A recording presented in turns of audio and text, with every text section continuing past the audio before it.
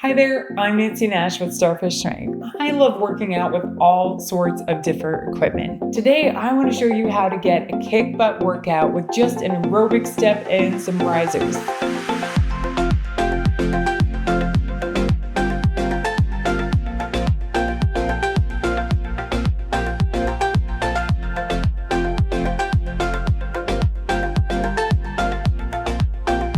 So for this workout, you'll want an aerobic step or some sort of platform that can support your body weight. The aerobic step that I'm going to use today has some risers so that we can change height for our exercises. But if all you have is just a little bit of a platform, make sure you have a sturdy chair handy as well. And as always, make sure you've got your water handy. So we're going to lead off with calf raises. So I'm going to position my chair right in front of my aerobic step and just make sure that I've got the heels hanging off. So I'm primarily going to use the balls of the feet to drive up and down. And I'm going to draw the belly in, squeeze the glutes, and try to keep the shoulders, glutes, hips, and ankles all stacked. I've got just a slight bend in my knees, but I'm not bending the knees and straightening the legs. So really trying to work those calves.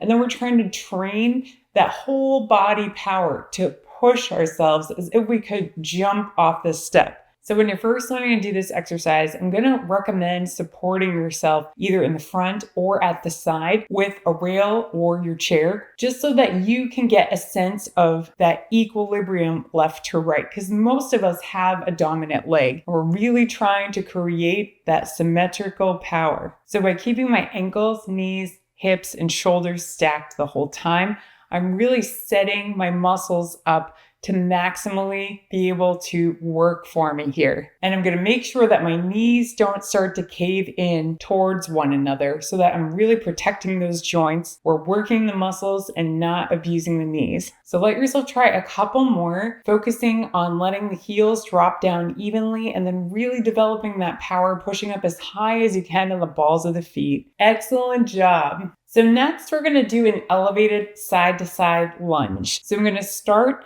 in the center of my step and I'm going to draw the belly in. The whole time I want to make sure I can feel the glutes engaged. I can feel the quads engaged. And I'm going to try to step so that I line my hip, knee, and ankle up together and then use that foot, ball of the foot with the glutes to drive back to center. So we're going to do this side to side. And I would do it pretty low in the beginning. You can always raise the platform up as you get used to this, as your power develops. Because in the beginning, you really want to get into that lunge and to be able to develop that power properly. You don't want to feel this unkindly in the knees. You want to make sure that you're really driving off that ball of the foot, that you can feel that engagement in the abs. You can keep your chest up. You can feel your glutes helping you out as you're doing that lateral motion side to side. A lot of us do lunges, but a lot of us avoid that side to side motion because it feels weird, but we need this. We need this in day-to-day life, and we need it just for balance in general. So stick with this, even if it feels weird. You can always make your steps a little bit shorter. They don't have to be huge and long like mine seem to be. Our bodies are built differently, so just do what works best for you. Remembering not to step wider than where I can line up the hip over the ankle so I can really generate that power through the leg to step back to center. And then as you feel more acclimated to this, you can speed it up. So this can become more plyometric. I'd actually recommend making that advancement before deciding to raise the platform. All right, great work. Keep yourself going for a little longer, regardless of what speed or height you're at. Awesome job. Make sure you grab some water. That was a tough one. So next we're going to set up and do some tricep dips. So this is where if you have a really low step that you have no risers for, you may actually want a chair behind you.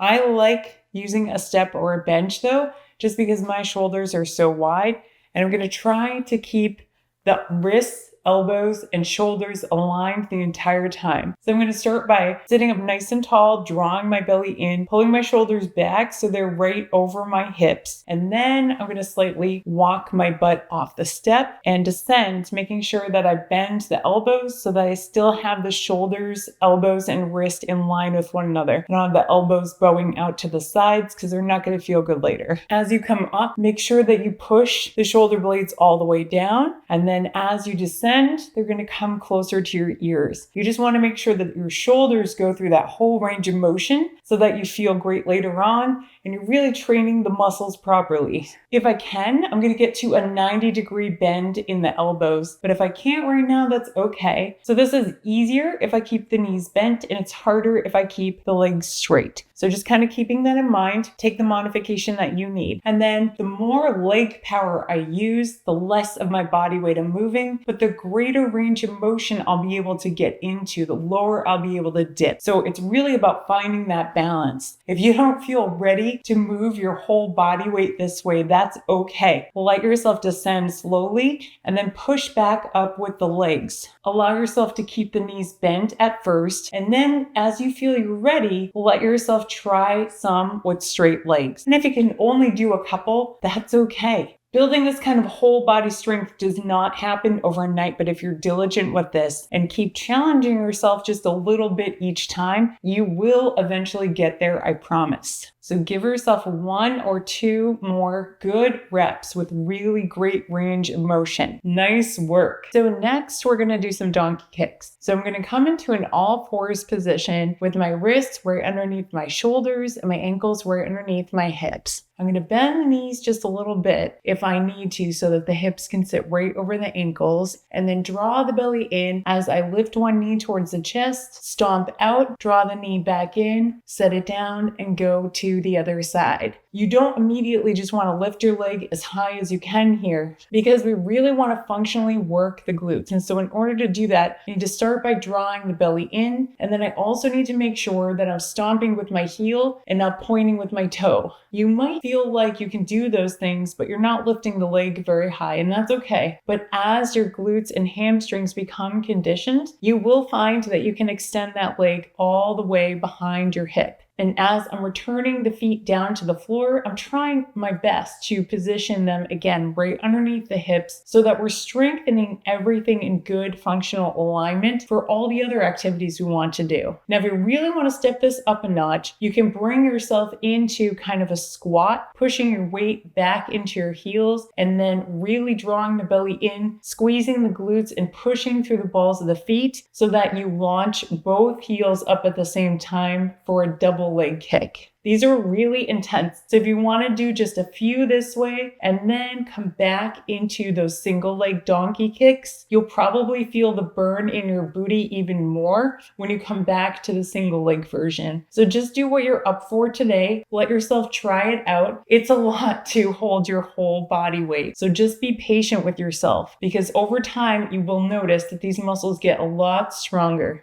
All right, great work. Go ahead and grab some water and we're going to do our last exercise. So last, we're going to line up for an elevated push-up. And this is a really good way, not the only way, but a really good way to learn how to do push-ups if you struggle with them. So when I position my hands on the aerobic step, I'm going to make sure that my thumbs are right outside my chest. A lot of us, when we try to do push-ups, we kind of put the hands closer to the face, but we really want to make sure we're using our entire chest, and we also give ourselves an opportunity to use our back muscles. So positioning the thumbs right outside your chest will help with that. And then I would also aim to have some space between your elbows and the rib cage. So from there, I'm going to think about gripping just a little bit with each finger. And I'm also going to think, this is going to sound weird, about pushing the thumbs together. Now, you're not actually going to be able to push the thumbs together when you're holding in this position, but what's going to happen is that is going to light up the pec muscles.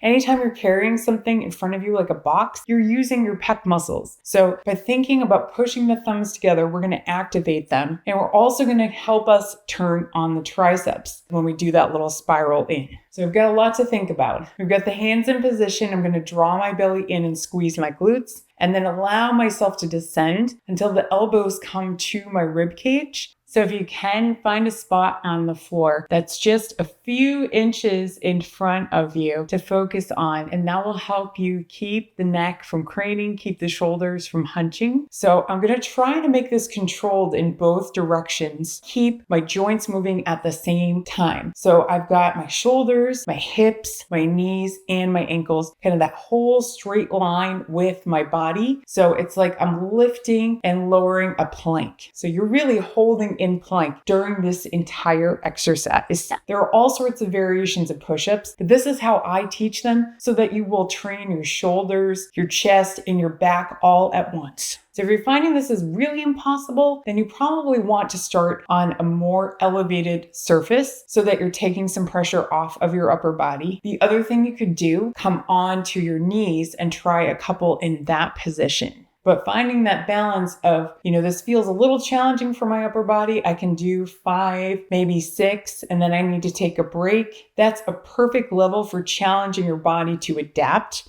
and get stronger. And you can try a couple full, a couple on your knees. Really do what's best for you here so that you're progressively challenging yourself. If you want more recommendations on how to challenge yourself based on your starting point right now, you can always reach out to me for some one-on-one advice. Great job. Give yourself a hand. That is a hard exercise. Thanks so much for making time to exercise with me today. I hope you feel set up with a new workout routine to bring into your regimen to support your health and wellness goals. If you're looking for more exercises, workouts, healthy recipes, and healthy lifestyle tips, please check out the rest of my YouTube channel. And if you're looking for some one-on-one support with your exercise program and your nutrition, feel free to reach out to me in the link in the description. In the meantime, I look forward to continuing this journey with you, and I'll see you in the next video.